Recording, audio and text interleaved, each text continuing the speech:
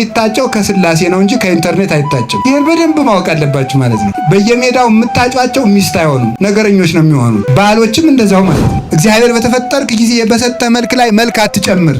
አስመስሎ ስለፈጠረ ከዚህ በላይ ምን መልክ ያስፈልጋል? እንግዲህ ሴቶች ለእርዳታ የተፈጠሩ ናቸው። ለእርዳታ የምትሉን መደበኛ ፍጥረት አይደለንም ለማለት ነው አትበሉ። እግዚአብሔር ረዳቴ ነው ይላልና እንግዲህ እግዚአብሔር መደበኛ አይደለም ልትሉ ነው። እግዚአብሔር ያገኛችኋት ወደ እግዚአብሔር ታደርሳችኋለች። እግዚአብሔር ያገኛችሁት ወደ እግዚአብሔር ያደርሳችኋል። ከዓለም ያገኛችሁት ወደ ዓለም ነው የሚወስዳችሁ። ይህ ዓለም አሁን እንደምታዩት እየረከሰ እየጎሰቆለ እየወደቀ እየጠፋ ያመጣ አንዱ ትዳርን በማቃለሉ ማግባት እግዚአብሔር ወዶ ፈቅዶ ለሰው ልጅ የሰጠው ጸጋ አንዱ ምንድነው ሲባል ጋብቻ ነው።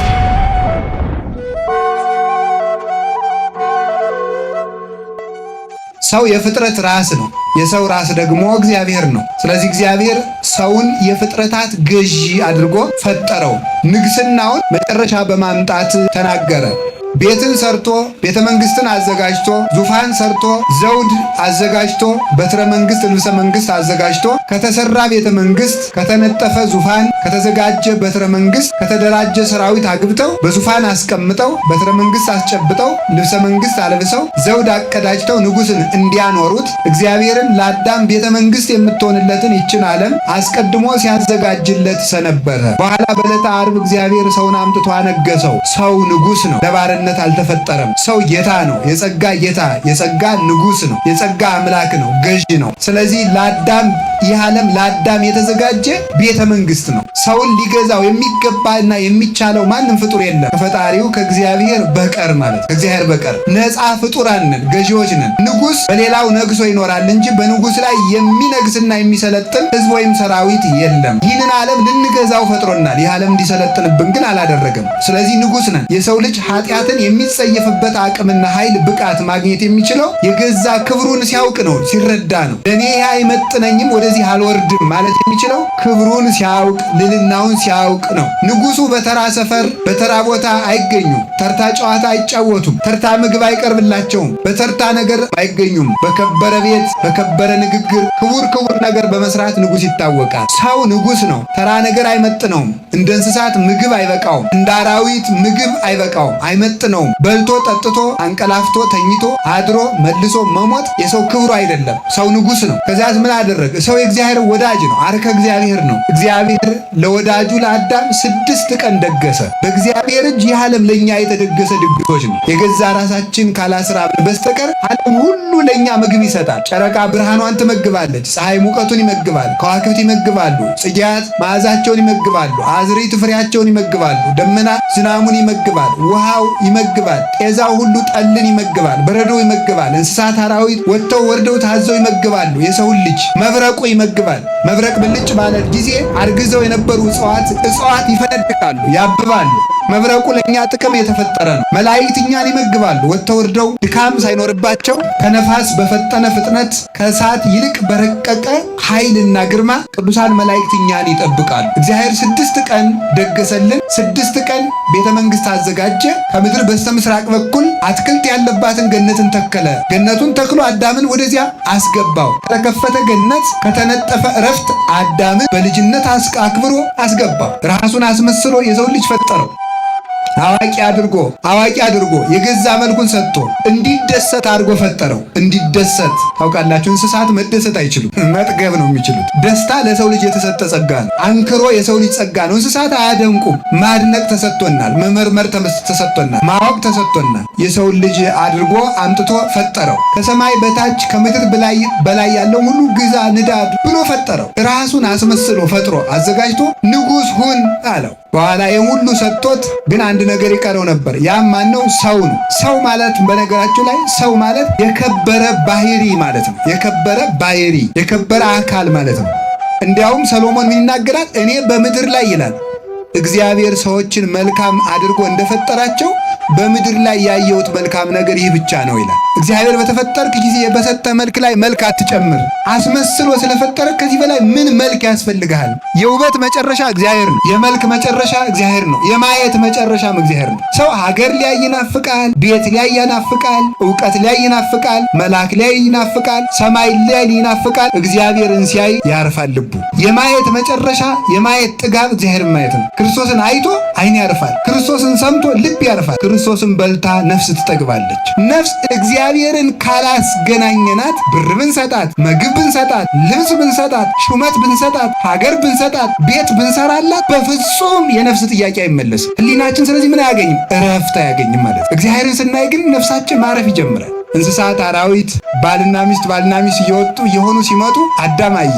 የሆነው ይሁን፣ ይሄ ሁሉ ወንድና ሴት ነው፣ እኔ ብቻዬን የተፈጠርኩት ለምንድን ነው ብሎ ጥያቄ ጠየቀ ማለት ነው። አዳም አጨ ማለት ነው። ሚስት አጨ፣ ሔዋንን አጨ ማለት ነው። የሚታጨው ከስላሴ ነው እንጂ ከኢንተርኔት አይታጭም። ይህን በደንብ ማወቅ አለባችሁ ማለት ነው። በየሜዳው የምታጯቸው ሚስት አይሆኑም፣ ነገረኞች ነው የሚሆኑ። ባሎችም እንደዛው ማለት ነው። ከሜዳ አይታጭም። ሚስት የሚታጭ ከእግዚአብሔር ነው። ከእግዚአብሔር ያገኟቸዋት ወደ እግዚአብሔር ታደርሳችኋለች። ከእግዚአብሔር ያገኛችሁት ወደ እግዚአብሔር ያደርሳችኋል። ከዓለም ያገኛችሁት ወደ ዓለም ነው የሚወስዳችሁ። ስለዚህ ምን ማለት ይገባል? ከስላሴ አዳም አጨ። በዚያውም ላይ ደግሞ ለሴቶች መለመን ክብራቸው ስለሆነ አከበረ እግዚአብሔር ማለት ነው። አዳም ለምኖ እንድትፈጠርለት ማለት ነው። ኋላ እግዚአብሔር እንዲህ አለ፣ ሰው ብቻውን ይኖር ዘንድ አግባብ አይደለምና የሚረዳው ምን እንፍጠርለት ተባለ? ሰው እንፍጠርለት፣ ረዳት እንፍጠርለት አለ። ከዚያ በኋላ እግዚአብሔር ከጎኑ አጥንት ወስዶ ሔዋንን የ15 ዓመት ሰው አድርጎ ፈጠራት። ከጎኑም አስቀመጠለት። አዳምም ደስ አለው። ይቺ ስጋዋ ከስጋዬ ነው፣ አጥንቷም ከአጥንቴ ነው፣ ስለዚህ ሴት ትባል አለ። ለሱ ሚስት እንደምትሆነውም ተናገረ። አገባ። አሁን ስለዚህ ረዳት ሆነችው። እንግዲህ ሴቶች ለእርዳታ የተፈጠሩ ናቸው። ለእርዳታ የምትሉን መደበኛ ፍጥረት አይደለንም ለማለት ነው አትበሉ። እግዚአብሔር ረዳቴ ነው ይላልና እንግዲህ እግዚአብሔር መደበኛ አይደለም ልትሉ ነው። መቼስ ሰው እኮ ለመብት ተቆረቆርኩ ሲል ችግር ነው፣ ቃላት ያጣምማል።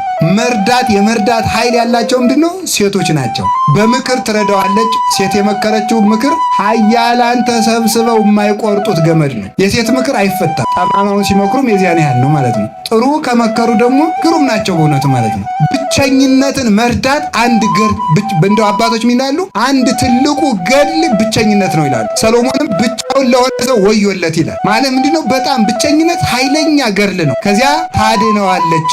ይችን ረዳት ማን ፈጠረለት? እግዚአብሔር ፈጠረለት።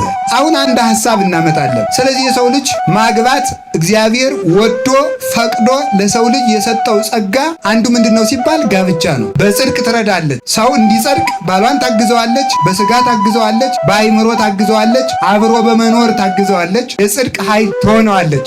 እግዚአብሔር ባርኮ ቀድሶ ትዳርን ሰጠ። ትዳር የረከሰ አይደለም። ትዳር ባይኖር ኑሮ ክርስቶስ ራሱ አይገኝም ነበረ። ለምን ሲባል ከትዳር ድንግል ማርያም ባትወለድ ከድንግል ክርስቶስ ባልተወለደ ነበረ። ስለዚህ ትዳር ክርስቶስ እንኳን እንዲወለድ ምክንያት የሆነ ቅዱስ ሰዎች ወደ እግዚአብሔር የሚሄዱበት መስመር ነው። ጋብቻ ክቡር ነው፣ መኝታውም ርኩሰት የለበትም ብሎ ቅዱስ ጳውሎስ እንደተናገረ እግዚአብሔር የሰጠው ትልቁ ጸጋ ሀብት ጋብቻ ነው። ይህ ዓለም አሁን እንደምታዩት እየረከሰ እየጎሰቆለ እየወደቀ እየጠፋ ያመጣ አንዱ ትዳርን በማቃለሉ ነው። ለወንድ የሴት ክብር፣ ለሴት የወንድ ክብር እየቀለለ በመምጣቱና አብሮ መኖር ቅድስና መሆኑን በመርሳት እንደ ኑሮ መረዳጃ፣ እንደ መተጋገዣ ማህበር፣ እንደ እድር ማህበር አዋጥተው እንደሚኖሩ ጓደኛሞች እንደ ፍላጎት ማስፈጸሚያ ስለቆጠረው የሰው ልጅ ትዳር በመቅለሉ የተከበሩ ሰዎችም አልገኝ ያሉ፣ የተወደዱ መሪዎችም አልመጣ ያሉ፣ አይምሯቸውን የገዙ ወጣቶች አልመጣ ያሉ፣ አይምሯቸውን የገዙ ነጋዴዎች አልመጣ ያሉ፣ አይምሯቸውን የገዙ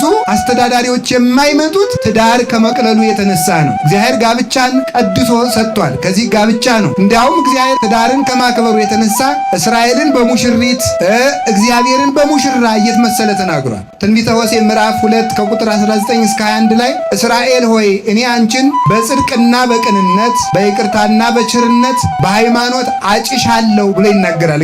እግዚአብሔር ራሱን ሙሽራ አድርጎ እስራኤልን ሙሽራ አድርጓት ነው። ስለዚህ እግዚአብሔር ትዳርን ከማክበሩ የተነሳ ራሱን እንኳን የጋብቻው አምሳል አድርጎ ሲጠራ አላፈረበትም። ቅንነት፣ ጽድቅ፣ የእግዚአብሔር ይቅርታና ቸርነት መሃል ላይ ሃይማኖት ማመን መታመን ያለው እንደሆነ የጸና ትዳር ሆኖ ይቀጥላል። ኤፌሶን ምዕራፍ 5 ቁጥር 25 ላይ ሲናገር ቅዱስ ጳውሎስ እኔ ጋብቻን ስለ ክርስቶስና ስለ ቤተ ክርስቲያን ምስጢር እለዋለሁ ብሎ እንደተናገረ ጋብቻን የክርስቶስና የቤተ ክርስቲያን ምሳሌ ከሙሽራውና ሙሽሪት አንዱ ነው እንደሚኖሩ ቤተ ክርስቲያንና ክርስቶስ ተዋህዶ ይኖራሉ። ለባል አንድ ሚስት ትኖረዋለች፣ ለክርስቶስ አንድ ቤተ ክርስቲያን አለችው። ለሚስት አንድ ባል ይኖራታል፣ ለቤተ ክርስቲያን አንድ አምላክ ኢየሱስ ክርስቶስ ሙሽራ አላት።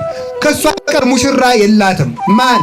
ከክርስቶስ በቀር ማን? ቤተ ክርስቲያን ሙሽራዋ ነው ማለት ሌላ የምታመልከው አንዳች የለ ማለት ነው። አንድስ ባል ሚስት አግብቶ ያችን ሚስቱን ሌላ ወንድ ቢመኝበት እንደሚቀና ሁሉ እግዚአብሔር ምዕመናን የእሱ ሙሽሮች ናቸውና አጋንንት በእነሱ ላይ ሲያድሩ ቀናተኛ አምላክ ነው። እግዚአብሔር ለሙሴ ሲነግረው እኔ ቀናተኛ አምላክ ነኝ ለምን አለ? ቀናተኛ አምላክ ነኝ ያለ ባል በሚስቱ እንዲቀና ለሌላ ወንድ እንድትሆን እንደማይፈልግ ሁሉ እግዚአብሔር ምዕመናን የዲያብሎስ ማደሪያ ሲሆኑ ዓይናቸውን፣ ጆሮአቸውን፣ እግራቸውን፣ እጃቸውን፣ ሰውነታቸውን፣ ልባቸውን ሁሉ ለዲያብሎስ ተጨልጠው ገርኝተው ሲሰጡት እግዚአብሔር ይቀናል። ስለዚህ ቅዱስ ኤፍሬም ምን ይላል? አቤቱ ጌታዬ ኢየሱስ ክርስቶስ ሆይ ያንተ ሙሽራ አድርገህ በደም አጥበኛል አንጽተኛልና ዲያብሎስ የእሱ ሙሽራ እንዳያደርገኝ አንተ በእኔ ላይ ቅና ይላል። ቅናና ከዲያብሎስ አላቀኝ ብሎ ይናገራል። ሁላችንም የክርስቶስ ሙሽሮች ነን። ከዲያብሎስ ቁራኝነት እንዲያላቅቀን ቅዱስ ፈቃዱ ይሁንልን።